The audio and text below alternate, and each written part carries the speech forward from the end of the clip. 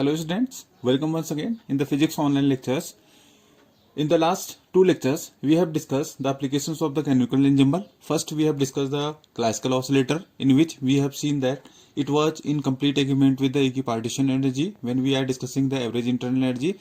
In the second one, we have discussed quantum oscillators, in which we have shown that the average energy term, average internal energy term was not in complete agreement with the quantum. Either you can just say that it was not in complete agreement with the equipartition theorem or equipartition theorem. So basic questions comes into mind, what is the equipartition theorem? Now, so in this lecture, I am just going to that what is the theorem of equipartition energy or equipartition theorem. Now you can just say that when a system obeying classical statistical mechanics is in thermal equilibrium with a heat reservoir at this temperature T here, then you can just say that the mean equilibrium of each quadratic term to the total energy is half kT. So this is first statement, according to which you can just say mean equilibrium each quadratic term belongs to the energy, total energy is half of kT. Or other words, you can just say that the total kinetic energy of a dynamical system consisting of large number of particles in thermal equilibrium is exactly distributed among its all degrees of freedom. Degrees of freedom we have discussed earlier. That one, I am not going to discuss it because, and you know that average energy associated with each degrees of freedom is half of kT here. So these are the basic two statements according to which you can just say that average energy associated with each degrees of freedom is half of kT here. Now in this lecture, we are going to prove that one. For this, we have to consider that let us take a system. For that, the classical description of the system can be given by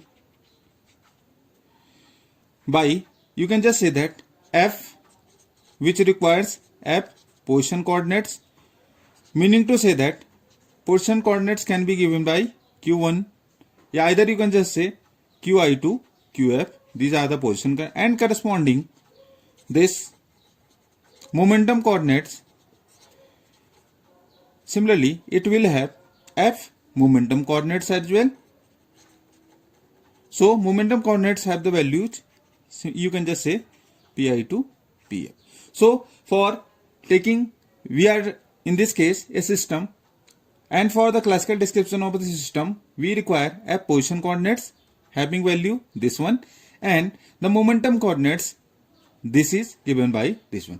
Now, what is the total energy of the system? Now, this total energy, which is a function of these coordinates, can be written as this epsilon I.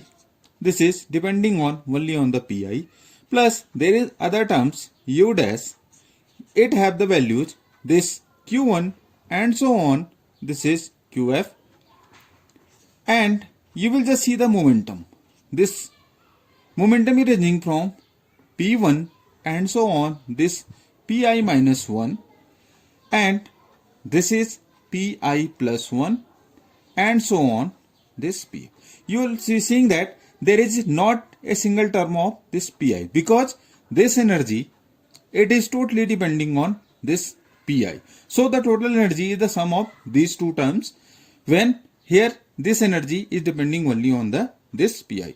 You can just say that this epsilon I, this is a function of a particular momentum, this Pi, and U dash, it does not depend on this Pi. So that's why the Pi term is missing in this equation. Now we are discussing here average value of this Ci. Now you know that average value can be calculated by taking this integral, this energy Ei exponential times of this minus beta times of this epsilon I plus this is U dash, and you will just see that this is from dp1 and so on dqf here. Now this should be divided by this term, which is exponential times of this minus beta, this is epsilon I plus this mu U dash, and this you can have dp1 and so on. This is dqf. So this is the average value of this EI. Now if you just solve it, you can have this epsilon I e to the power this minus beta EI, and it is dpi, because you know that this EI depends only on the dpi, and I am just denoting here another integral which is dash here.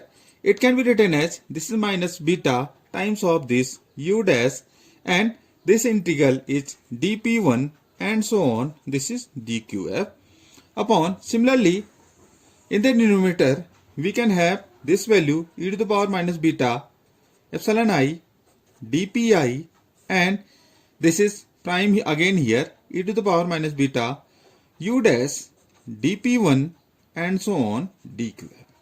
Now one thing you have to just consider, these are the separate we have written here. What is the basic sequence? You will just see that you know that as EI it is depending on only this pi only.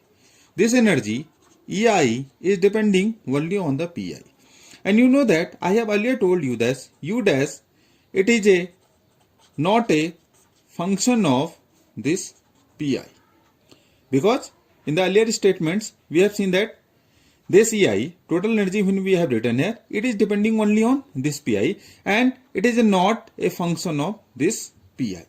The prime on the same integral means that these integrand extends over all qi's and pi's. This prime, this is showing that what is it showing? Means this integral extends over all values of this q's and this p's. What do you mean to use? Or for all the values of q's and for all the value of p, and only except this pi prime, it is here shown, it is except pi. As you know that the prime integral is the same, either you just see in the numerator as well as in the denominator, they are equal here, and as they are equal, they are going to be cancel out, and we are left with the average value of energy. This EI is coming out to be epsilon I, this is e to the power minus beta epsilon I, this is dpi upon, this can be written as well e to the power this minus beta EI, this is dpi.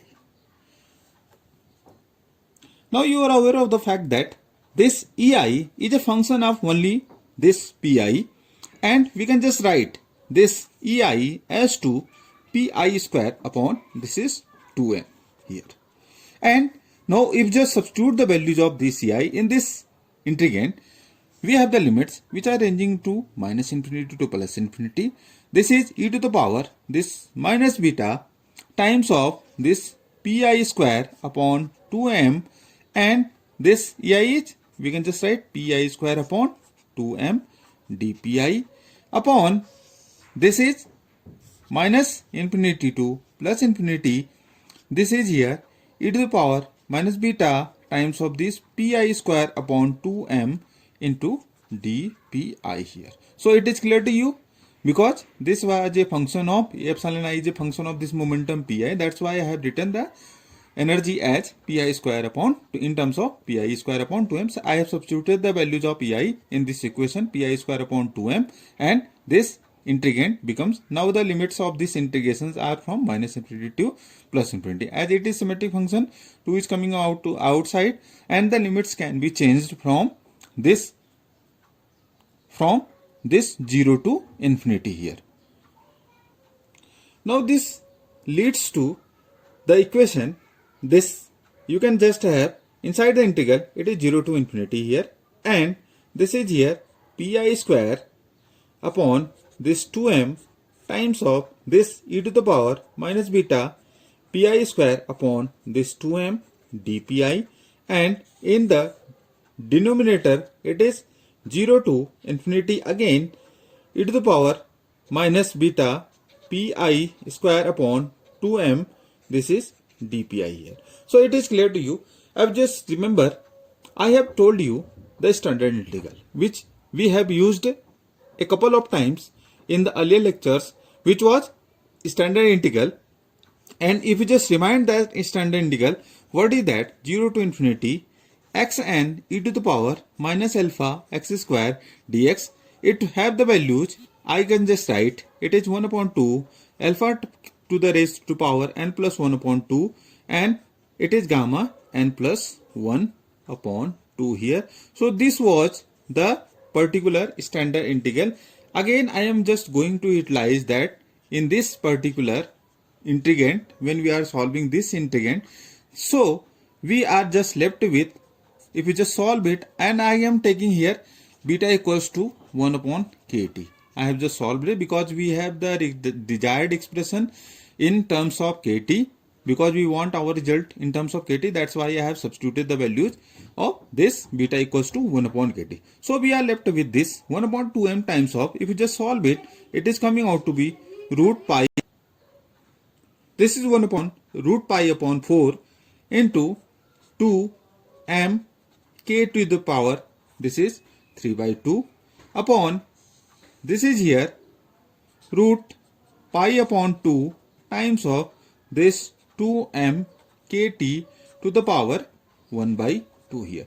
This is nothing but I have just applied this integrand. If you just apply, it is much more easier to solve it, and you can just solve it.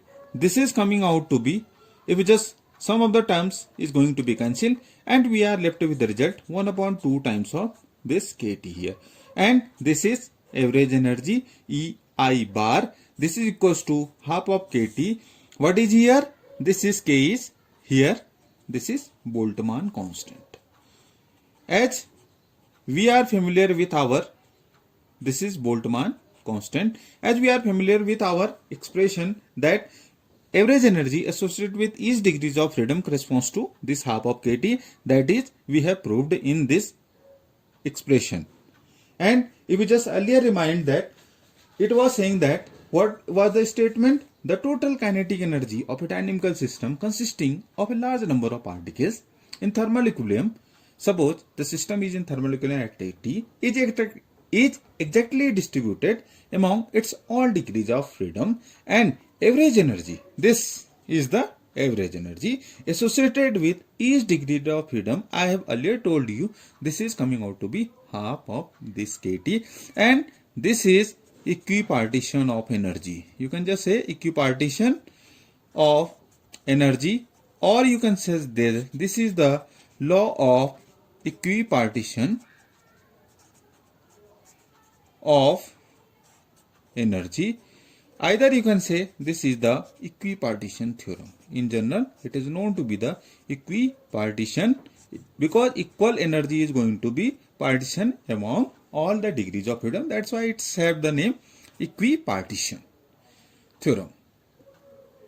Now you can say that there are certain limitations. What are the limitations? We will discuss here. You can just say that the law of equipartition of energy is applicable as so long as the system can be described classically. So the system must be described classically. This is first limitation, and this is applicable this above room temperature. This phenomenon is applicable, or equipartition theorem is applicable above room temperature. At either you can just say that, why so? Because at very low temperature you can just say that the gas is about to liquefy. It is not true here. Higher the temperature, lesser the validity of this theorem, and you can just say this is valid for classical and above room temperature. So this is the proper there are some limitations of this equipartition theorem. So in this lecture we have discussed the law of equipartition of energy, that is very essential, playing a very essential role in the classical, as it is a classical phenomenon, so it was not applicable for the quantum oscillators. As you have seen that it was perfectly in agreement with the classical oscillator problem which we have discussed in the previous lecture. So I have just tried to show what is the equipartition theorem, because it plays a very crucial role in when we are discussing any system classically. According to first thing is that law of equipartition of energy is applicable as long as the system is classically we are describing the system to be classical one. So In this lecture, we have discussed equipartition theorem. So thank you all. Subscribe the channel and get benefit by the upcoming lectures. It will be very much helpful for you and we will have proper interaction. You can mail me or you can have any questions or doubt. Just mail me that your queries must be resolved. Thanks. Thank you for watching.